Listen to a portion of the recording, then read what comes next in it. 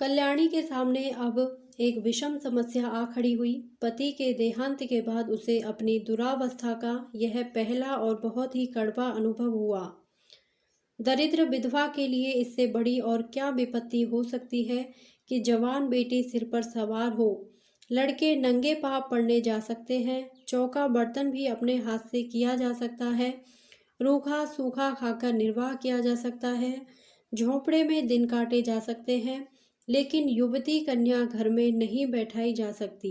कल्याणी को भालचंद्र पर ऐसा क्रोध आता था कि स्वयं जाकर उसके मुंह पे कालिख लगाऊं, सिर के बाल नोच लूं, कहूं कि तू अपनी बात से फिर गया, तू अपने बाप का बेटा नहीं।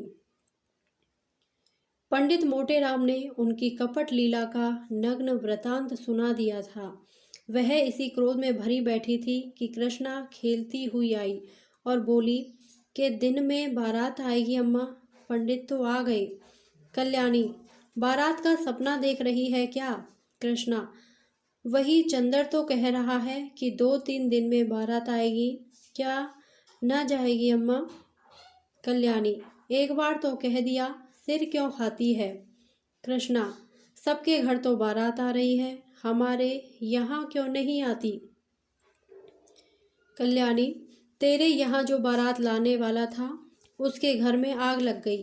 कृष्णा, सच अम्मा, तब तो सारा घर जल गया होगा। कहाँ रहते होंगे? बहन कहाँ जाकर रहेगी? कल्याणी, अरे पगली, तू तो बात ही नहीं समझती। आग नहीं लगी, वह हमारे यहाँ ब्याह ना करेगा। कृष्णा, यह क्यों अम्मा? पहले तो वही ठीक हो गया था ना। कल्याणी, बहुत से रुपए मांगता है, मेरे पास उसे देने को रुपए नहीं हैं। कृष्णा, क्या बड़े लालची हैं अम्मा? कल्याणी, लालची नहीं तो और क्या है, पूरा कसाई निर्दयी दगाबाज। कृष्णा, तब तो अम्मा बहुत अच्छा हुआ कि उसके घर बहन का ब्याह नहीं हुआ। बहन उसके साथ कैसे रहती? यह तो खुश होने की बात है अम्मा। तुम रंज क्यों करती हो? कल्याणी ने पुत्री को स्नेहमयी दृष्टि से देखा। इनका कथन कितना सत्य है, भोले शब्दों में समस्या का कितना मार्मिक निरूपण है। सचमुच यह तो प्रसन्न होने की बात है कि ऐसे कुपात्रों से संबंध नहीं हुआ। रंज की कोई बात नहीं। ऐसे कुमानुसों के बीच में बेचारी निर्मला की न जाने क्या गति होती, अपने नसीबों को रोती। जरा सा घी दाल में अधिक पड़ जाता तो सारे घर में शोर मच जाता, जरा खाना ज़्यादा पक जाता तो सास दनिया सिर पर उठा लेती। लड़का भी ऐसा लोभी है। बड़ी अच्छी बात हुई नहीं, बेचारी को उम्र भर रोना पड़ता। कल्याणी यहाँ से उठी तो उसका हृदय हल्का हो गया था। लेकिन विवाह तो करना ही था, और हो सके तो इसी साल, नहीं तो दूसरे साल फिर नए सिरे से तैयारियां करनी पड़ेंगी। अब अच्छे घर की ज़रूरत ना थी, अच्छे वर की ज़रूरत ना थी। अभागिनी को अच्छा घरवर कहाँ मिलता। अब तो किसी भांति सिर का बोझा उतारना था, किसी भांति लड़की को पाल लगाना था, उसे कुएं में झोंकना था। यह रूपवती है, गुणशीला है, चतुर है, कुलीन है तो हुआ करे। दहेज नहीं तो उसके सारे गुण दोष हैं, दहेज हो तो सारे दोष गुण हैं। प्राणी का कोई मूल्य नहीं, केवल दहेज का मूल्य है। कितनी विषम भाग्य लीला है। कल्याणी का दोष कुछ कम न था। अबला और विधवा होना ही उसे दोषों से मुक्त नहीं कर सकता था। उसे अपने लड़के अपनी लड़कियों से कहीं ज़्यादा प्यारे थे। लड़के हल्के बैल हैं, भूसे खली पर पहला हक उनका है। उनके खाने से जो बचे वह गायों का। मकान था, कुछ नगद था, कई हजार के गहने थे, लेकिन उसे अभी 2 लड़कों का पालन पोषण करना है, उन्हें पढ़ाना लिखाना था। एक कन्या और भी 4-5 साल में विवाह करने योग्य हो जाएगी, इसलिए वह कोई बड़ी रकम दहेज में ना दे सकती थी। आखिर लड़कों को भी तो कुछ चाहिए, वे क्या समझेंगे कि हमारा भी कोई बाप था। पंडित मोटेराम को लखनऊ से लौटे 15 दिन बीत चुके थे।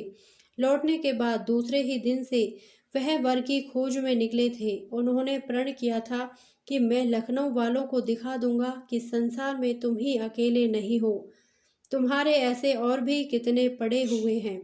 कल्याणी रोज दिन गिना करती थी। आज उसने पत्र लिखने का निश्चय किया और कलम दावत लेकर बैठी ही थी कि पंडित मोटे राम ने पदार्पण किया। कल्याणी, आइए पंडित जी, मैं तो आपको खत लिखने जा रही थी। कब लौटे?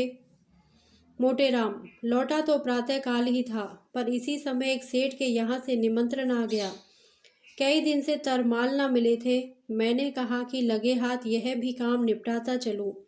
अभी उधर ही से लौटा आ रहा हूँ। कोई 500 ब्राह्मणों की पंगत थी। कल्याणी, कुछ कार्य भी सिद्ध हुआ या रास्ता ही नापना पड़ा? मोटे राम, कार्य क्यों ना सिद्ध होगा, भला यह भी कोई बात है। 5 जगह बातचीत करके आया हूँ, 5 की नकल लाया हूँ। उनमें से आप चाहे जिसे पसंद करें। यह देखिए, इस लड़के का बाप डाक के सीगे में 100 रुपये महीने का नौकर है। लड़का अभी कॉलेज में पढ़ रहा है, मगर नौकरी का भरोसा है। घर में कोई जायदाद नहीं। लड़का होनहार मालूम होता है। खानदान भी अच्छा है। 2000 में बात तय हो जाएगी। मांगते तो यह 3000 हैं। कल्याणी, लड़के के कोई भाई है?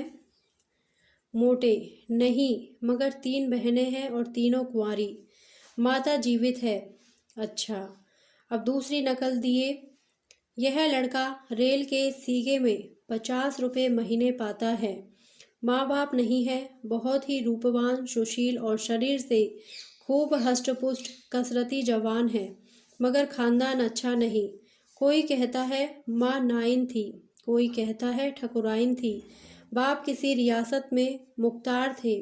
घर पर थोड़ी सी जमींदारी है, मगर उस पर कई हजार का कर्ज है। वहाँ कुछ लेना देना ना पड़ेगा। उम्र कोई 20 साल होगी। कल्याणी, खानदान में दाग ना होता तो मंजूर कर लेती।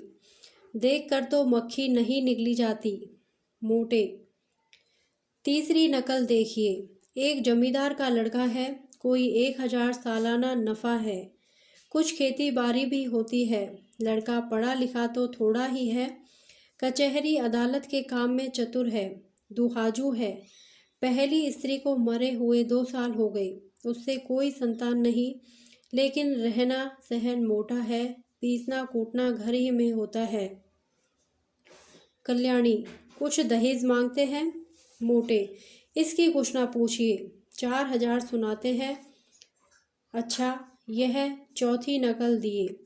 लड़का वकील है। उम्र कोई 45 साल की होगी। 300-400 की आमदनी है।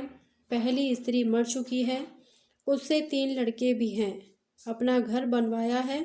कुछ जायदाद भी खरीदी है। यहाँ भी लेन देन का झगड़ा नहीं है। कल्याणी, खानदान कैसा है?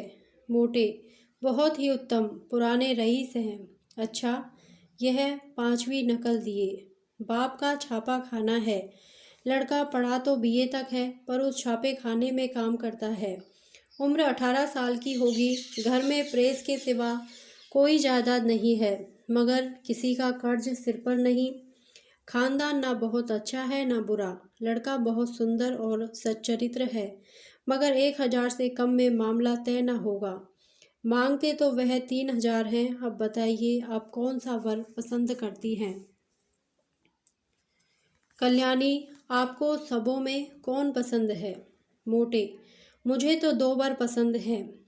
एक वह जो रेलवे में है, और दूसरा जो छापे खाने में काम करता है।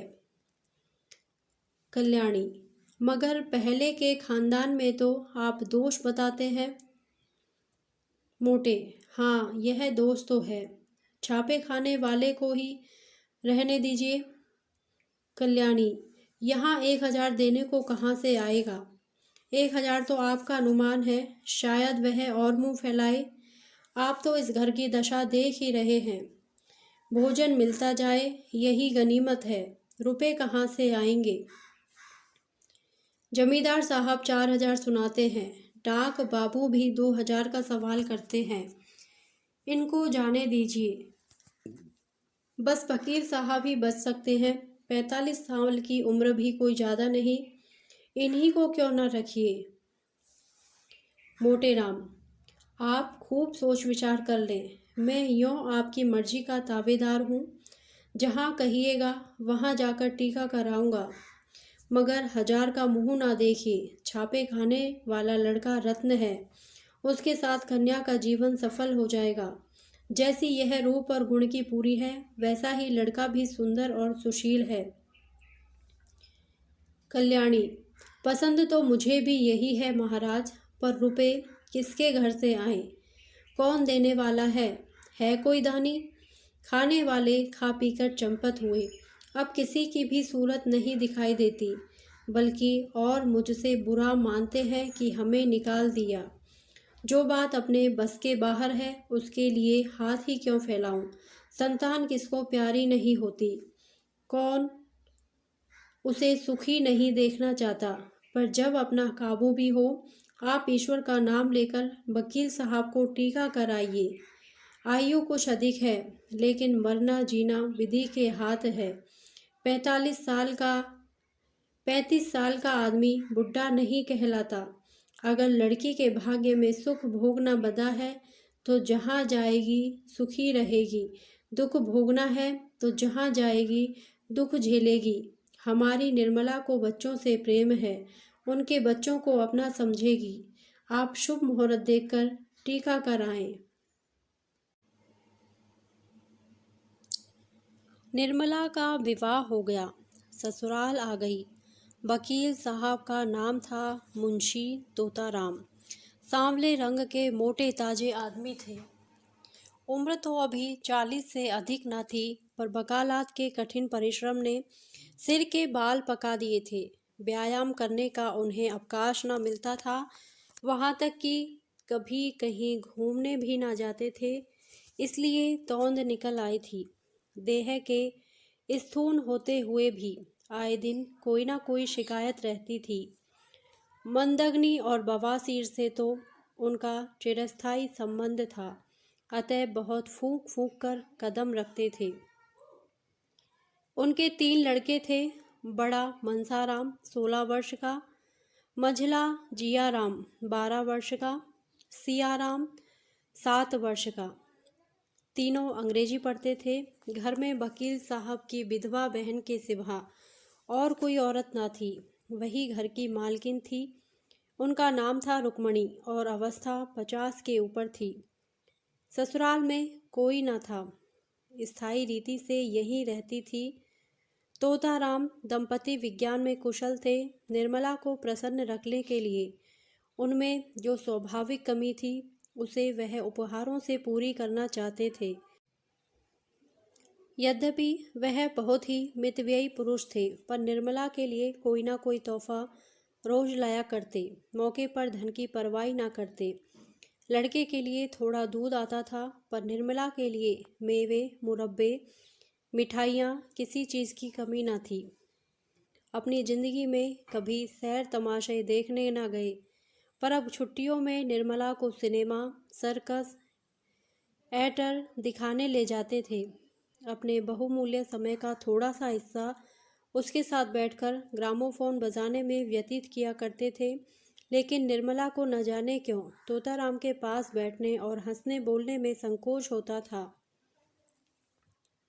उसका कदाचित कारण यह था कि अब तक ऐसा ही एक आदमी उसका पिता था, जिसके सामने वह सिर झुकाकर देह चुराकर निकलती थी। अब उनकी अवस्था एक आदमी उसका पति था। वह उसे प्रेम की वस्तु नहीं, सम्मान की वस्तु समझती थी। उनसे भागती फिरती उनको देखते ही उसकी प्रफुल्लता पलायन कर जाती थी। वकील साहब को दंपति विज्ञान न सिखाया था कि युवती के सामने खूब प्रेम की बातें करनी चाहिए, दिल निकाल कर रख देना चाहिए। यही उसके वशीकरण का मुख्य मंत्र है। इसलिए वकील साहब अपने प्रेम प्रदर्शन में कोई कसर न रखते थे। लेकिन निर्मला को इन बातों से घृणा होती थी। वही बातें जिन्हें किसी युवक के मुख से सुनकर उनका हृदय प्रेम से उन्मत्त हो जाता। वकील साहब के मुंह से निकलकर उसके हृदय पर शर के समान आघात करती थी। उनमें रस न था, उल्लास न था, उन्माद न था, हृदय न था, केवल बनावट थी, धोखा था और शुष्क नीरस शब्दाडंबर।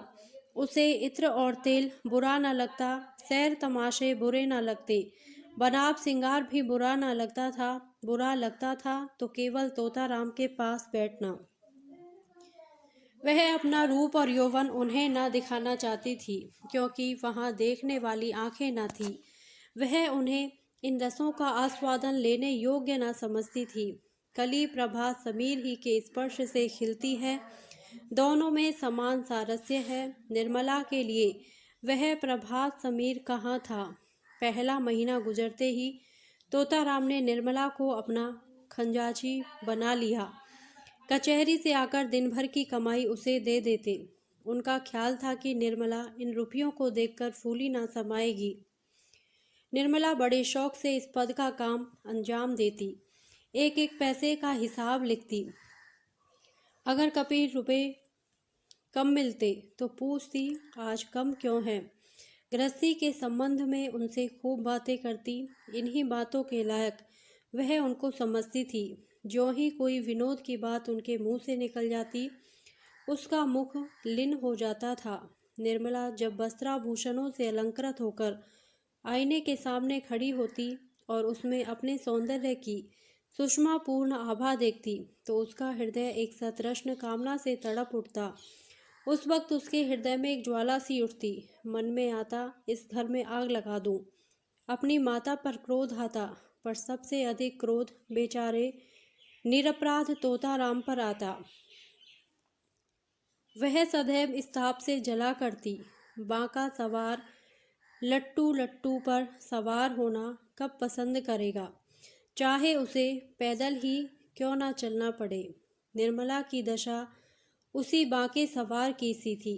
वह उस पर सवार होकर उड़ना चाहती थी, उस उल्लासमयी विद्युत गति का आनंद उठाना चाहती थी।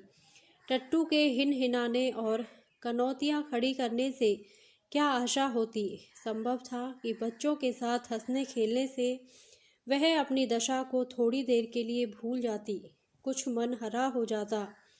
लेकिन रुक्मणी देवी लड़कों को उसके पास फटकने तक ना देती, मानो वह कोई पिशाचनी है जो उन्हें निगल जाएगी। रुक्मणी देवी का स्वभाव सारे संसार से निराला था। यह पता लगाना कठिन था कि वह किस बात से खुश होती है और किस बात से नाराज। एक बार जिस बात से खुश हो जाती, दूसरी बार उसी बात से जल जाती थी।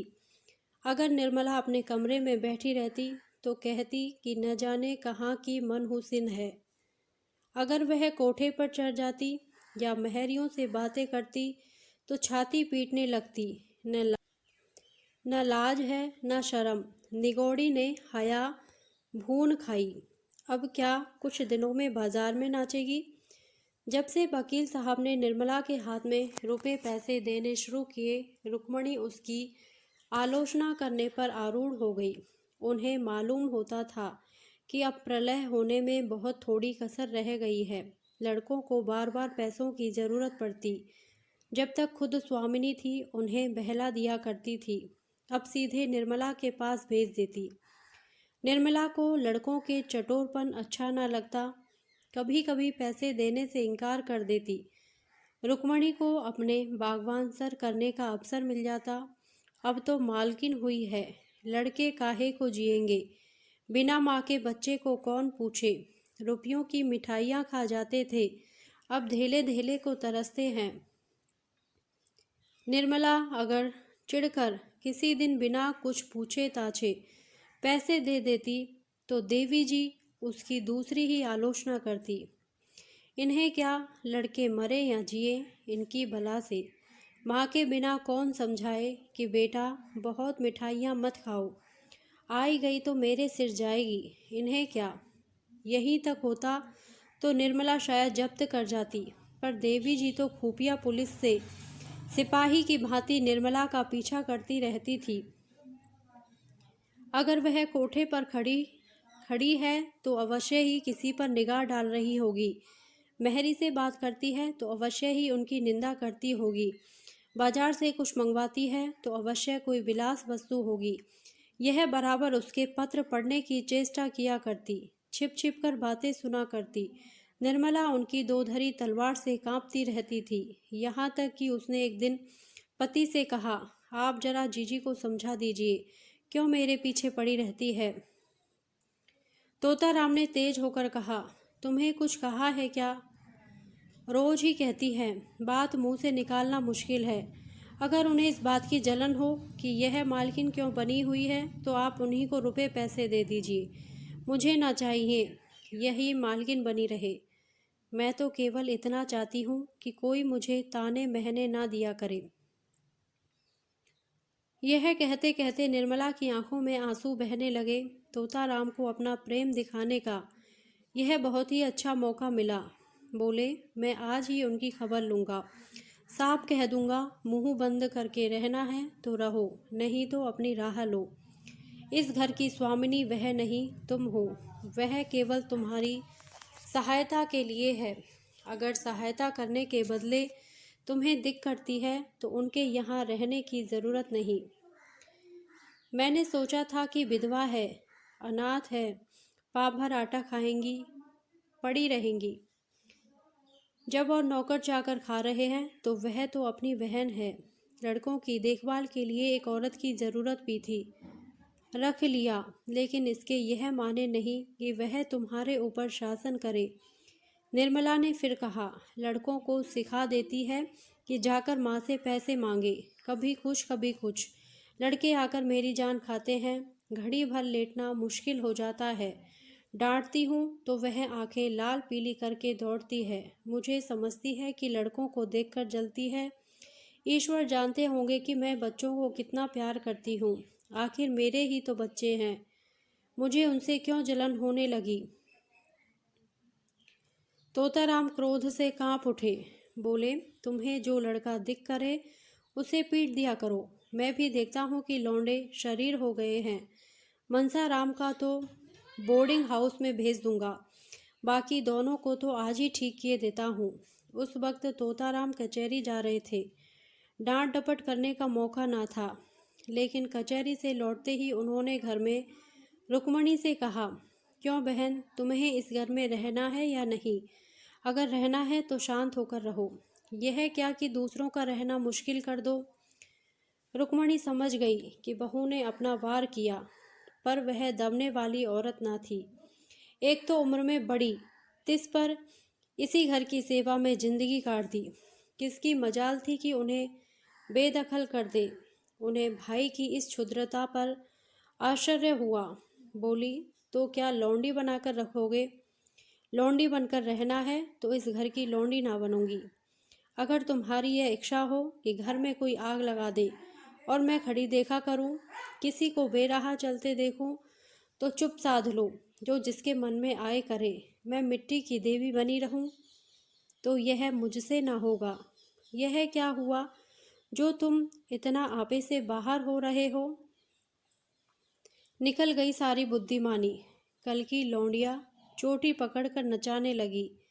कुछ पूछना न ताशना, बस उसने तार खींचा और तुम काठ के सिपाही की तरह तलवार निकालकर खड़े हो गए। तोता, सुनता हूँ कि तुम हमेशा खुचर निकालती रहती हो, बात बात पर ताने देती हो। अगर कुछ सीख देनी हो तो उसे प्यार से मीठे शब्दों में देनी चाहिए। तानों से सीख मिलने के बदले उल्टा और जी जलने लगता है। रुक्मणी, तो तुम्हारी यह मर्जी है कि किसी बात में ना बोलूं, यही सही। किन फिर यह ना कहना कि तुम घर में बैठी थी, क्यों नहीं सलाह दी। जब मेरी बातें जहर लगती हैं तो मुझे क्या कुत्ते ने काटा है जो बोलूं। मसल है, नाटो खेती बहुरियो घर।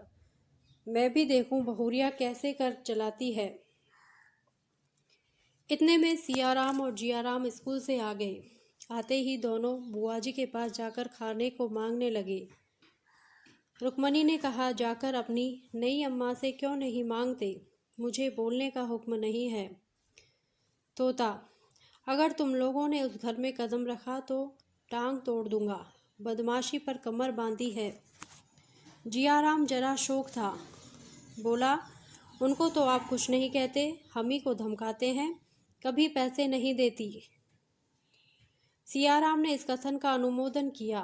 कहती है मुझे दिख करोगे तो कान काट लूंगी। कहती है कि नहीं जिया। निर्मला अपने कमरे से बोली, मैंने कब कहा था कि तुम्हारे कान काट लूंगी? अभी से झूठ बोलने लगे।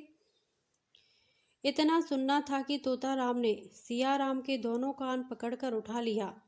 लड़का जोर से चीख मारकर रोने लगा। रुक्मणी ने दौड़कर बच्चे को मुंशी जी के हाथ से छुड़ा लिया और बोली, बस रहने भी दो, क्या बच्चे को मार डालोगे? हाय हाय, कान लाल हो गया। सच कहा है, नई बीवी पाकर आदमी अंधा हो जाता है। अभी से यह हाल है तो इस घर को भगवान ही मालिक है। निर्मला अपनी विजय पर मन ही मन प्रसन्न हो रही थी। लेकिन जब मुंशी जी ने बच्चे का कान पकड़कर उठा लिया तो उससे ना रहा गया। छुड़ाने को दौड़ी पर रुक्मणी पहले ही पहुंच गई थी। बोली, पहले आग लगा दी, अब बुझाने दौड़ी हो? जब अपने लड़के होंगे तब आंखें खुलेंगी, पराई पीर क्या जाने। निर्मला, खड़े तो हैं, पूछ लो ना मैंने क्या आग लगा दी। मैंने इतना ही कहा था कि लड़के मुझे पैसों के लिए बार बार दिक करते हैं। इसके सिवाय जो मेरे मुंह से कुछ निकला हो तो मेरी आंखें फूट जाएं। तोता, मैं खुद इन लौड़ों की शरारत देखा करता हूँ, अंधा थोड़े ही हूँ। तीनों जिद्दी और शरीर हो गए हैं। बड़े मियाँ को तो मैं आज ही हॉस्टल में भेजता हूँ। रुक्मणी, अब तक तुम्हें इनकी कोई शरारत ना सूझी थी, आज आंखें क्यों इतनी तेज हो गई? तोताराम, तुम ही ने इन्हें इतना शोक कर रखा है। रुक्मणी, तो मैं ही विष की गांठ हूँ, मेरे ही कारण तुम्हारा घर चौपट हो रहा है। लो मैं जाती हूँ, तुम्हारे लड़के हैं, मारो चाहे काटो, कुछ ना बोलूँगी।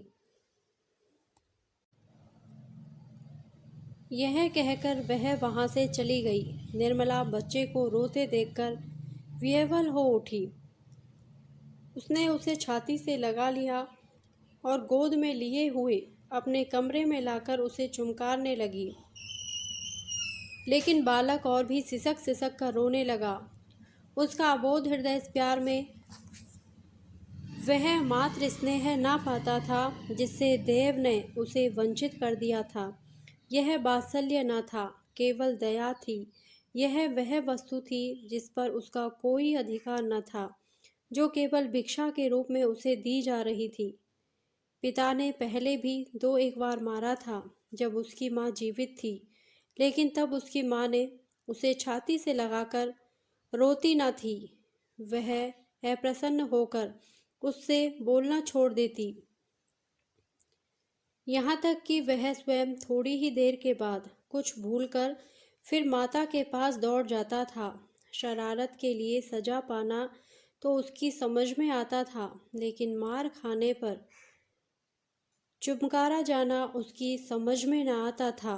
मात्र प्रेम में कठोरता होती थी, लेकिन मृदुलता से मिली हुई इस प्रेम में करुणा थी, पर वह कठोरता न थी जो आत्मीयता का गुप्त संदेश है।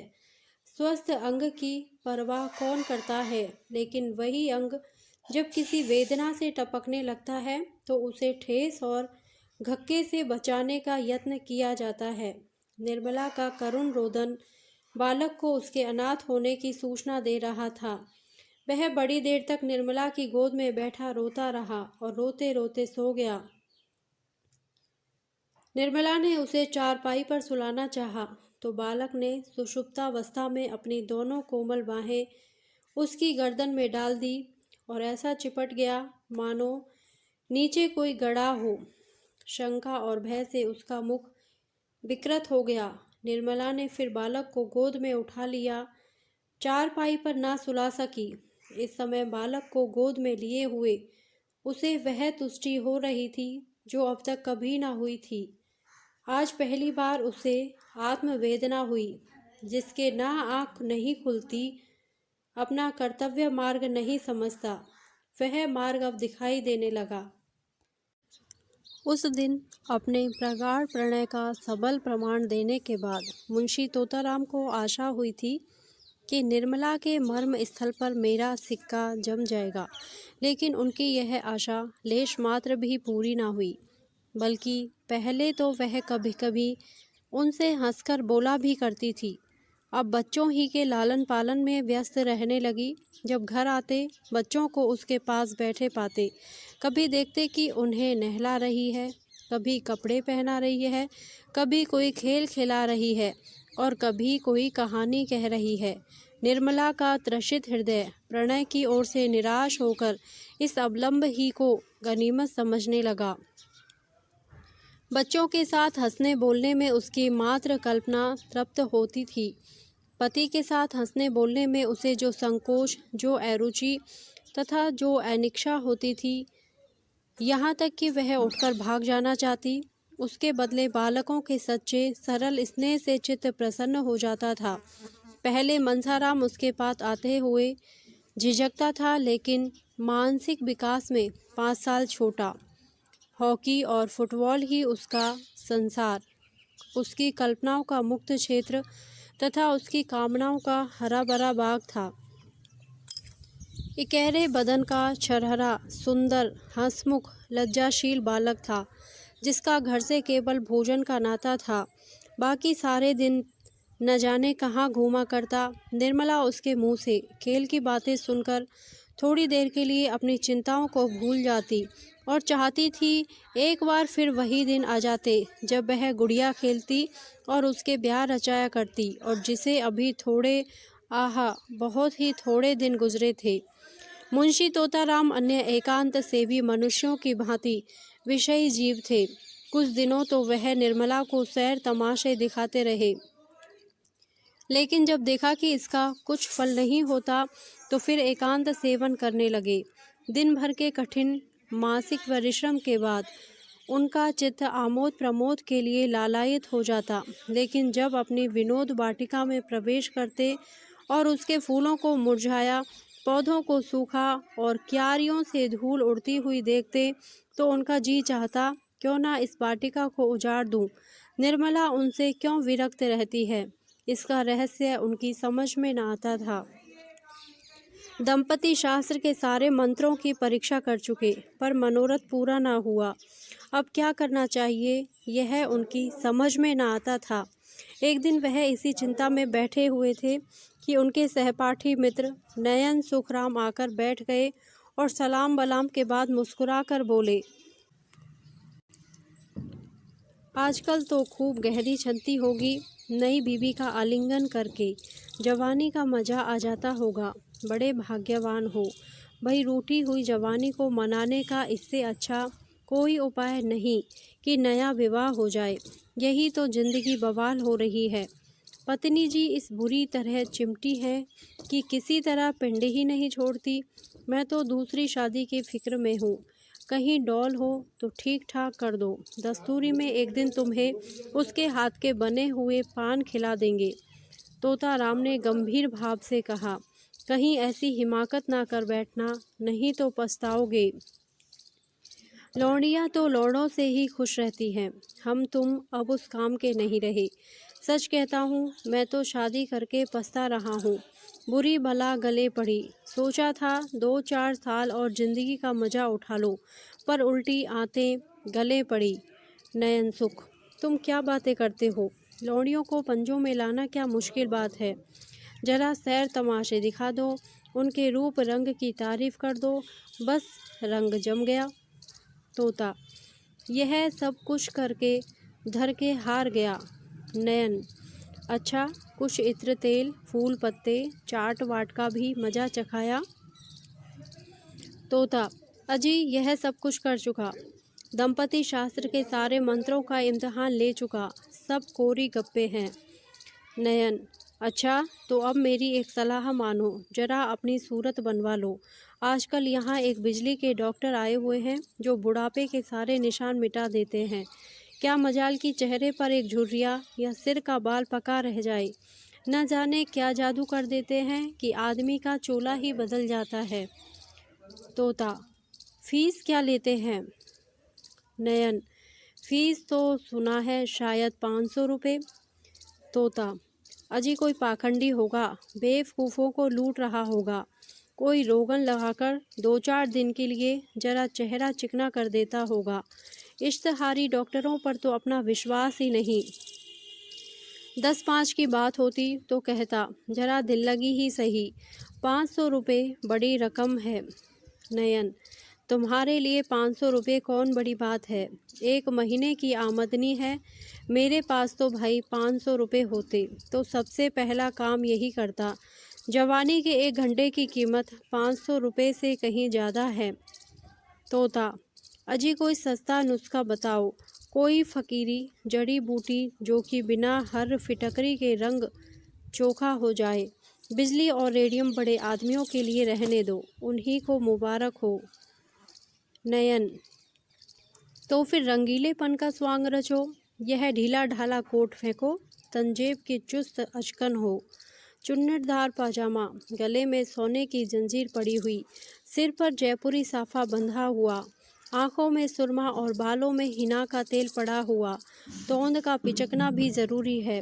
दोहरा कमरबंद बांधे, जरा तकलीफ़ तो होगी, पार अचकन साज उठेगी। खिजाब मैं ला दूंगा। 150 गज़लें याद कर लो और मौके मौके से शेर पढ़ो। बातों बातों में रस भरा हो, ऐसा मालूम हो कि तुम्हें दीन और दुनिया की कोई फिक्र नहीं, बस जो कुछ है प्रियतमा ही है। जवां मर्दी और साहस के काम करने का मौका ढूंढते रहो। रात को झूठ मूठ शोर करो, चोर चोर और तलवार लेकर अकेले पिल पड़ो। हाँ, जरा मौका देख लेना, ऐसा ना हो कि सचमुच कोई चोर आ जाए और तुम उसके पीछे दौड़ो, नहीं तो सारी कलई खुल जाएगी और मुफ्त के उल्लू बनोगे। उस वक्त तो जमा वर्दी इसी में है कि दम साधे खड़े रहो, जिससे वह समझे कि तुम्हें खबर ही नहीं हुई। लेकिन ज्यों ही चोर भाग खड़ा हो, तुम भी उछलकर बाहर निकलो और तलवार लेकर कहाँ कहाँ कहते कहते दौड़ो। ज़्यादा नहीं, 1 महीना मेरी बातों का इम्तिहान करके देखें। अगर वह तुम्हारी दम ना भरने लगे तो जो जुर्माना कहो वह दूँ। तोता राम ने उस वक्त तो यह बातें हंसी में उड़ा दी, जैसा कि एक व्यवहार कुशल मनुष्य को करना चाहिए था। लेकिन इसमें की कुछ बातें उसके मन में बैठ गई। उनका असर पड़ने में कोई संदेह न था। धीरे धीरे रंग बदलने लगा, जिसमें लोग खटक न जाएं। पहले बालों से शुरू किया, फिर सुरमे की बारी आई, यहाँ तक कि 1-2 महीने में उनका क्लेवर ही बदल गया। गज़लें याद करने का प्रस्ताव तो हास्यास्पद था, लेकिन वीरता की डींग मारने में कोई हानि न थी। उस दिन से वह रोज़ अपनी जवां मर्दी का कोई ना कोई प्रसंग अवश्य छेड़ देते। निर्मला को संदेह होने लगा, कहीं इन्हें उन्माद का रोग तो नहीं हो रहा। जो आदमी मूंग की दाल और मोटे आटे के 2 फुलके खाकर भी नमक सुलेमानी का मोहताज हो, उसके छैलेपन पर उन्माद का संदेह हो तो आश्चर्य ही का। निर्मला पर इस पागलपन का और क्या रंग जमता हो, उसे उन पर दया आने लगी। क्रोध और घृणा का भाव जाता रहा। क्रोध और घृणा उन पर होती है जो अपने होश में हो। पागल आदमी तो दया ही का ही पात्र है। वह बात बात में उनकी चुटकियां लेती, उनका मजाक उड़ाती, जैसे लोग पागलों के साथ किया करते हैं। हाँ, इसका ध्यान रखती थी कि वह समझ न जाएं। वह सोचती, बेचारा अपने पाप का प्रायश्चित कर रहा है। यह सारा स्वांग केवल इसलिए तो है कि मैं अपना दुख भूल जाऊं। आखिर अब भाग्य तो बदल सकता नहीं, इस बेचारे को क्यों जलाऊं। एक दिन रात को 9 बजे तोताराम बांके बने हुए सैर करके लौटे और निर्मला से बोले, आज 3 चोरों से सामना हो गया। जरा शिवपुर की तरफ चला गया था। अंधेरा था ही। ज्यों ही रेल की सड़क के पास पहुंचा तो 3 आदमी तलवार लिए हुए न जाने किधर से निकल पड़े। यकीन मानो, तीनों काले देव थे। मैं बिल्कुल अकेला। पास में सिर्फ यह छड़ी थी। उधर तीनों तलवार बांधे हुए। होश उड़ गए। समझ गया कि जिंदगी का यही तक साथ था। मगर मैंने भी सोचा, मरता ही हूँ तो वीरों की मौत क्यों न मरूं। इतने में एक आदमी ने ललकार कर कहा, रख दे तेरे पास जो कुछ हो और चुपके से चला जा। मैं छड़ी संभाल कर खड़ा हो गया और बोला, मेरे पास तो सिर्फ यह छड़ी है और इसका मूल्य एक आदमी का सिर है। मेरे मुंह से इतना निकलना था कि तीनों तलवार खींचकर मुझ पर झपट पड़े और मैं उनके वारों को छड़ी पर रोकने लगा। तीनों झल्ला झल्ला कर वार करते थे। खटाके की आवाज़ होती थी और मैं बिजली की तरह झपट कर उनके तारों को काट देता था। कोई 10 मिनट तक तीनों ने खूब तलवार के जौहर दिखाए, पर मुझ पर रेफ तक न आई। मजबूरी यही थी कि मेरे हाथ में तलवार न थी। यदि कहीं तलवार होती तो एक को जीता न छोड़ता। खैर, कहाँ तक बयान करूं। उस वक्त मेरे हाथों की सफाई देखने काबिल थी। मुझे खुद आश्चर्य हो रहा था कि यह चपलता मुझ में कहाँ से आई। जब तीनों ने देखा कि यहाँ दाल नहीं गलने की, तो तलवार म्यान में रख ली और पीठ ठोक कर बोले, जवान, तुम सा वीर आज तक नहीं देखा। हम तीनों 300 पर भारी गांव के गांव ढोल बजाकर लूटते हैं, पर आज तुमने हमें नीचा दिखा दिया। हम तुम्हारा लोहा मान गए। यह कहकर तीनों फिर नजरों से गायब हो गए। निर्मला ने गंभीर भाव से मुस्कुराकर कहा, इस छड़ी पर तो तलवार के बहुत से निशान बने होंगे। मुंशी जी इस शंका के लिए तैयार न थे, पर कोई जवाब देना आवश्यक था। बोले, मैं बारों को बराबर खाली कर देता। 2-4 चोटें छड़ी पर पड़ी थी तो उचटती हुई, जिनसे कोई निशान नहीं पड़ सकता था।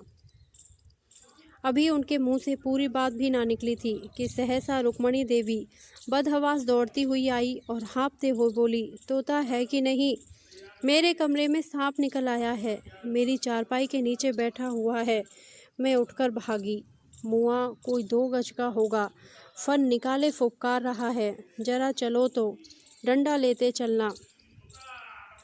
तोताराम के चेहरे का रंग उड़ गया, मुंह पर हवाइयाँ छूटने लगी, मगर मन के भावों को छिपाकर बोले, सांप? यहाँ कहाँ? तुम्हें धोखा हुआ होगा, कोई रस्सी होगी। रुक्मणी, अरे मैंने अपनी आँखों से देखा है, जरा चलकर देख लो। है मर्द होकर डरते हो? मुंशी जी घर से तो निकले, लेकिन बरामदे में फिर ठिठक गए। उनके पाँव ही ना उठते थे। कलेजा धड़धड़ धड़धड़ कर रहा था। सांप बड़ा क्रोधी जानवर है, कहीं काट ले तो मुफ्त में प्राण से हाथ धोना पड़े। बोले, डरता नहीं हूँ, सांप ही तो है, शेर तो नहीं। मगर सांप पर लाठी नहीं असर करती। जाकर किसी को भेजूं, किसी के घर से भाला लाए। यह कहकर मुंशी जी लपके हुए बाहर चले गए। मनसाराम बैठा खाना खा रहा था। मुंशी जी तो बाहर चले गए। इधर वह खाना छोड़ अपनी हॉकी का डंडा हाथ में ले कमरे में घुस ही तो पड़ा और तुरंत चारपाई खींच ली। सांप मस्त था, भागने के बदले फन निकाल कर खड़ा हो गया। मनसाराम ने चटपट चारपाई की चादर उठाकर सांप के ऊपर फेंक दी और ताबड़तोड़ 3-4 डंडे कसकर जमाए। सांप चादर के अंदर तड़प कर रह गया। तब उसे डंडे पर उठाए हुए बाहर चला। मुंशी जी कई आदमियों को साथ लिए चले आ रहे थे।